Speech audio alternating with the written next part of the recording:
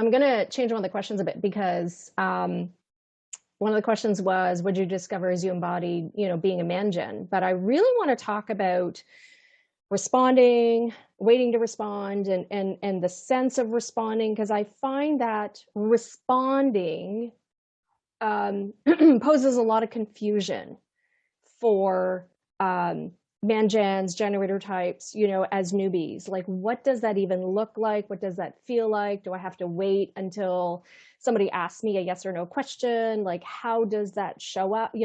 All of those. So, Kalyani, can you jump into that? I'm going to try. And I'm going to respond to my desire to drink some water while you're responding to that question. And I'm just going to put myself on mute. And everybody can drink water. All right. So I'm going to try and summarize this quickly. So as manifesting generators, time benders, or generators, our not self theme is frustration. And while you're waiting to respond, you experience frustration. And I know I get very frustrated. And then there's the anger part as well with the manifesting generator. So I love giving examples because it's one thing to describe something theoretically, and I like talking about practical examples. So last year, someone reached out to me wanting me to speak at their event, which has now been on hold because of COVID. And I was really struggling to come up with an outline for this event, and I got really frustrated. I took a day off. I went on a field trip with my daughter, junior high school. We were out in the woods in freezing cold Canada. I literally froze my fingers, my toes, my everything off. Come back the next day, I churned out the most incredible outline in half an hour. Now, in that light, because this hasn't happened yet because of COVID, I haven't been able to do this, speak at this event because the event hasn't taken place. It's on hold. There was frustration again. So when you really want to do something, immerse yourself in that. I was looking at the outline. I was thinking, let me, maybe I can come up with a different outline. And then I ended up, just looking at the concept of our inner critic. And then I realized I did more research onto it. And I realized there are actually 13 different ways in which we respond or try to silence or succumb to our inner critic, like 13 different ways. And you could be having more than one way that you're doing this. So while I was waiting for things to happen, I was just creating this, I was in that state of creating. And we got an email as parents. They were looking for presenters at my daughter's school for a health symposium. And they said, do you have any topics that you would like to talk about around health and wellness? I said, look, I want to talk about mental health, and I want to teach these kids at a young age not to be hard on themselves. And I literally titled this, Unbullying Yourself, the fine line between self-motivation and self-bullying. And they said yes. And literally it happened so fast. I presented to the grade 7s, 8s, and 9s. And I had same teacher sitting in on all presentations. The kids were blown away. They were like, oh my gosh, this is so inspiring. It's so powerful. I mean, the teacher at the end of it, she goes, I sat through all 3 sessions, and in each one, I learned something new. I did not know. I'm not tech savvy. I did not do PowerPoint presentations. I did none of that. I literally had a sheet of paper of what I wanted to talk about. I talked about their fears. I talked about the difference between emotional fear and splenic fear. I talked about goal setting and about accepting yourself, and how do you move away from bullying yourself to accepting yourself. It was so powerful. I was on fire. And I think I even posted about this, is that I woke up the following morning at 3 a.m. still buzzing from doing that. And that's what I'm talking about, is when you're waiting to respond, immerse yourself in what you want to do, chalk out plans, if your presentations are a person, do presentations, go out in nature, walk away. And that kind of, you have to disconnect. And when you disconnect, that's when you reconnect with yourself and with your higher self, the universe, whatever you want to call it. You need to disconnect. And for me, that was the most profound experience ever. I'm still buzzing from it. And this happened 2 weeks ago. So well, that's, to me, that's, that's the label of an ultimate feeling of satisfaction. Yes, it was beyond epic. Yeah, satisfaction. I was having so much fun. I've looked at the pictures from the event. I'm thinking, oh my gosh, it looks like I'm literally holding my pee in at one point. I was like, yee! Angelic excitement at work, yay! Yes. Lisa, do you have some feedback or comments or things you'd like to share about waiting to respond or the concept of responding as a manjan and helping some other maybe newbie manjans that are feeling their way through this, or confused? Yeah, for me, it was helpful to learn. I have an internal creative process. And so distinguishing from that, like distinguishing the internal creative flow from externally responding, that, I can, if I'm up in my head or in my body being super creative, that's different. Don't, not to jump from there into initiating, still wait for something externally to show up to then respond, or to see it as a signal that, oh, that's right timing for me then to initiate. So it's to me this balancing act, because I've, like I said, have been super conditioned to initiate it. I think pretty much the world has. It's like, go out and just make stuff happen, go out and do it. So we're really all conditioned to initiate. So it's something that I'm learning to step away from and then seeing it as a balance between that creative flow and then initiating, which is responding to what shows up externally when it's right timing.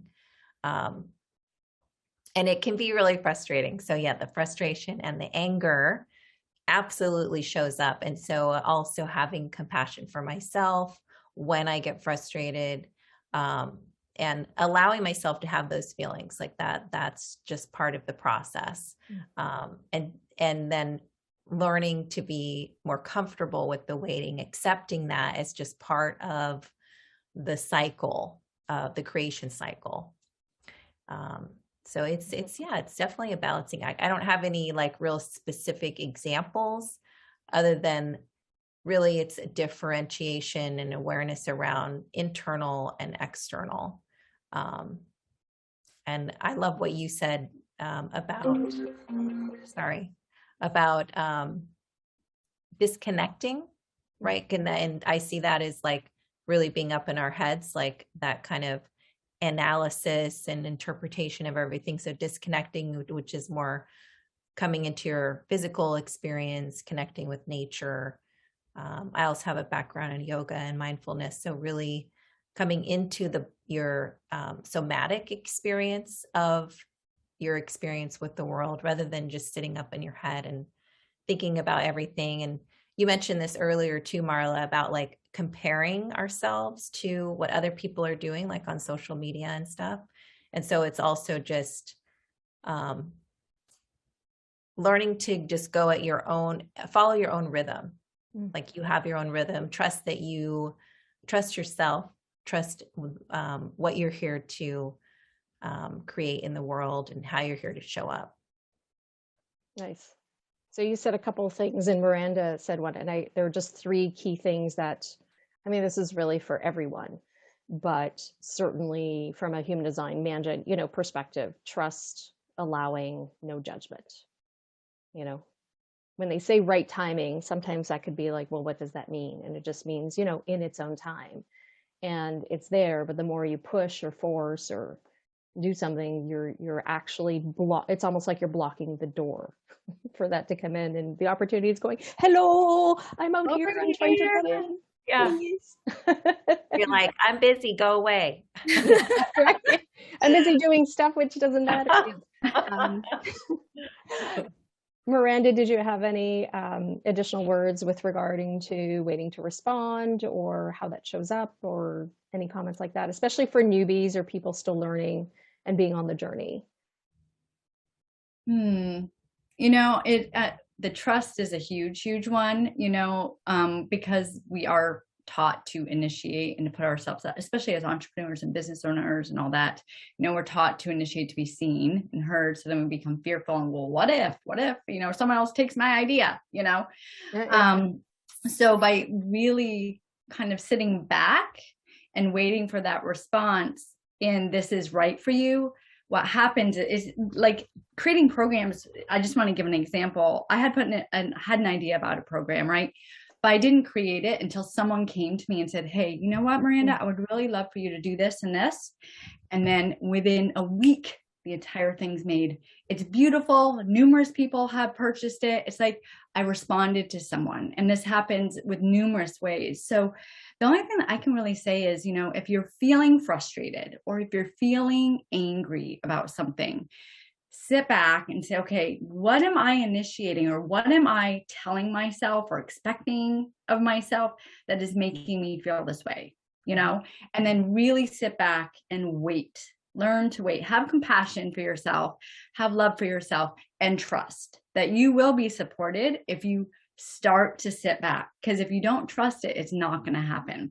And we're all fearful that, well, what if it doesn't work for me? What if it works for everyone else, right? But then when it starts working, you're like, oh my gosh, this is so easy. Like, I get to live my life and have a thriving business and connect with people and love myself. Like, this is the best thing ever. And the thing is we all can do it. Every single one of us. You just have to learn to trust, sit back, and have compassion.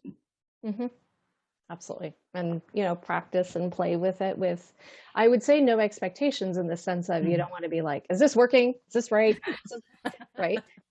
I do, I have a couple of quick comments, and then Kalyani, I want to jump to you. It's funny because, so Lisa, when you talked about the nonverbal creative flow, I'm like, ooh, am I ever familiar with that? If my flow is interrupted, and sometimes I don't even realize I'm in the buzz of the flow until there's an interruption. And I think to myself, oh, right. And I have that momentary, like, damn it. And, but I've also learned exactly what this is. And I've also learned it's not personal. The other person isn't aware what's going on, or, you know, maybe it was a person who interrupted, or maybe it was something else that interrupted, you know, like the phone ringing or the whatever, something happening, right? And I just know, okay, no judgment. I'm like, oh, I just know what this is. Like I have it, and I have it in the moment, but if I can just get it out of me, like I can move past it and easily just keep on going. But the interesting thing about responding is, and I'll just mention, so Lisa, Kalyani, and Miranda are all sacral manifesting generators, or sacral time benders. So they get that knowing in the moment. I like to call it a two-step process, because I'm an emotional manifesting generator. So my sacral will give me that feedback. My sacral is very chatty. I have very degrees of responsiveness with my sacral. But if it's something small, I'll, move into it right away. So dinner, husband goes, would you like Mexican? Like, ooh, right. And I've learned to ask him as well, because he's a generator type, like the yes and no stuff, even if he doesn't know what's going on, and isn't particularly interested in human design, which is that's cool. But for me though, if it comes to a bigger business idea or something, I do sit and wait on it, because the thing that I've also come to respect is that a business project is going to take time to implement, right? Something on the personal side, things may take time to implement. So when I try to rush things or push things without sort of getting the confirmation of, yes, I've got the clarity that this is where I want to commit my time and energy, that's rushing it doesn't gain anything, right? Then I start going, should have waited. But, and I can see as some man-gens might be like, I'm emotional authority. What do you mean? I got to wait. I got to wait to respond. And then I got to wait for clarity, through the fork, right? I can tell you that from an emotional perspective, for the bigger stuff, not every little decision, but the bigger stuff, I like to say the clarity is deeper, and it's richer. And I like to call it an inch wide and a mile deep. You just get so much resonance from the idea that, hey, I waited. I responded to this idea of this, once again, I'm just going to use in context of what I know in the business project, but now I've given myself clarity to really know what that looks like, right? And sometimes that clarity is what, that sounded kind of fun and exciting, but me, right? I don't really have the energy for that. So maybe that'll come around again. Maybe I'll be into it later. But I've even had full body shudders when I respond to something without even an expectation. I'll read something And I'll see something and I'll just get this physical knowing, like, oh my gosh, that is something that I resonate with so strongly that I can't not pay attention. I can't not listen to that. I can't not, you know what I mean? I can't ignore the fact that I'm being pulled in that direction. So I don't know if that helps, but I can tell you there's richness in the waiting for sure. And this is a theme that we've talked about. You know, Miranda has pointed out so beautifully that there is the beauty and the richness in the waiting. Kalyani, you had a few additional words you wanted to add. Sorry, it's just the motorized throat in action. Yes, I know. We're all like, yeah. Okay, this is our 1 of 16. So, no, I'm kidding. I like that. Okay, so one of the things that I've always said is this whole waiting to respond and when things are in flow. I am absolutely sure you've had this experience in your life where you believed in something and it happened. And for me personally, I have 2 examples I always refer back to when I'm in doubt about believing in myself. And the first one was in my first year at university. I went to a university that was in a completely different language. I was learning in a completely different language and I was failing on my butt. And by the time of the end of the year came by, I was told that I would get kicked out of university unless if I passed all my subjects. And I had like 40s in each subject. So I just said, you know what? I don't care. I'm going to pass. And I just believe in myself. And it was so beautiful because law was one of my most difficult subjects. And I happened to bunk class that day because I really wanted to study. And I ran into one of my friends as I was going to get lunch. And my dad was also coming to pick me up that same day to go home for study leave for 10 days.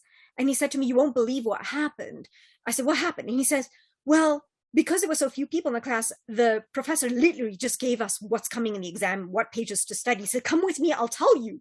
I'm like, oh yes, let's do this. And I was so afraid because my dad is also a mani-gen and he doesn't like waiting. And I was like, what if he shows up? And it's like, fine, I'll deal with it if he's angry, but I gotta get this. And I got my notes and everything. And my dad was late to pick me up.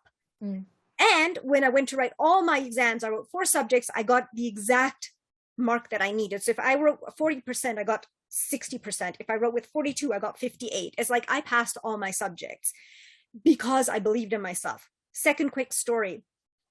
When my daughter was born, we get a year off here in Canada, and I didn't want to go back to work full time.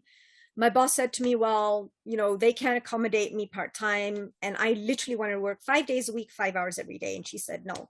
And I just said, you know what? I'm going to find the perfect job that's going to allow me to do that and work from home whenever I need to. I kid you not, within 4 days of making that declaration to the universe, the perfect job opportunity came my way. 2 weeks later, I was already working at my new job. The most important thing in all of this is, number 1, take note of whenever things have worked out when you've set the intention. And number 2, what is the energy behind that intention? The energy should be pure, unconditional love, growth. It should not be, I am here to prove or disprove somebody. I am here to get revenge. If you do it with that energy, you will not get what you want. So intention, write down examples, because it'll help you in the future whenever you need to have faith in what you're doing. It's helped me carry through many, many times. And zip, I'm done. Oh, very true. Belief in the result and in getting that result is a huge step towards exactly. that. And use examples where this has happened in your life to reinforce your faith, because I can guarantee it's happened somewhere. Even if it's finding that perfect parking spot, it's happened somewhere, right? I need to do, when I want that perfect, I sort of set the intention, but then I have to, I'm like, I've also recognized I have to give it a couple minutes for the universe to go, oh, okay, give me a minute, hang on, I'm working on it.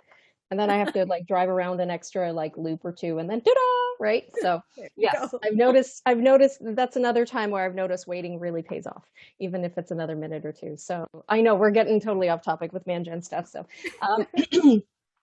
so Miranda, do you have anything else you would like to share? No, I think like we have shared so much, like goodness, you know, I feel like anyone that really listens that's a man-gen or even not, will then understand a little bit more, you know, either within their relationships, if they have a relationship with a managing, you know. I think we really shared so much. That's what happens when we're in the flow. Yes. We managers ain't crazy. We just are what we are. We are.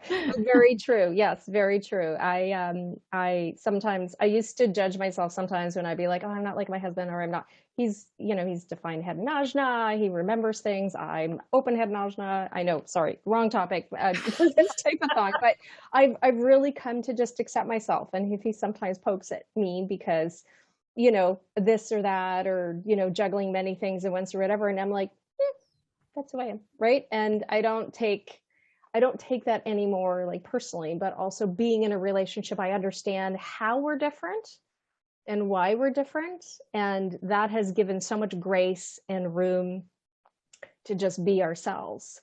And it's definitely helped, you know, the relationship as well. And just, you know, being out in the world. Yeah. Lisa, do you have any additional shares? Yeah, I was going to talk just really quickly about informing. That's a big one. Thank you for bringing that one up. Getting interrupted and getting frustrated or angry, and that. So that's been really helpful for me. And it also within my relationship with my husband is because if I, and it's still something I'm learning to do, but if I can inform him ahead of time, hey, I'm going to do X, Y, Z, he is far less likely to interrupt me. It can still happen, but I feel it feels good to me because I know I'm like, hey, don't interrupt me. Basically, I'm going to be busy doing these things, or this is my schedule, right? So I can move through my schedule unimpeded or uninterrupted. And it supports me energetically. It supports him energetically. And what we also avoid energetically is that clash, right? When we like bump heads and we're like, I'm frustrated at him, he's frustrated at me. And then, so by just being able to avoid that, it's supportive energetically as well. So the informing has been incredibly supportive for me to practice, to put into practice. Yes. And thank you so much for bringing that up. I have brought that into my relationship quite a bit. And I think there would have been a time that I would have said, I kind of feel like doing this, but I don't know if that's right, or that's just, you know, taking a piss at it, or like, what is it, you know? But now I'm just like, no, I respect this. This feels good to me, but I experimented with it as well. And I would do exactly as you pointed out. I would inform. I'd be like, hey, this is going on, or I'm doing this, I'm unavailable for a bit, or whatever the story is. And like you said, there's less interruption that happens. Things can flow more easily. You know, he knows what's going on, so he's good, you know, and it's like, and it makes for an incredibly like more peaceful environment, simply because you're just like, hey, I'm spending my energy doing this over here, whatever, right? And you know, and it's sort of take it or leave it. And oftentimes it's just like, okay, you do you, I'll do me. And it's absolutely a beautiful thing.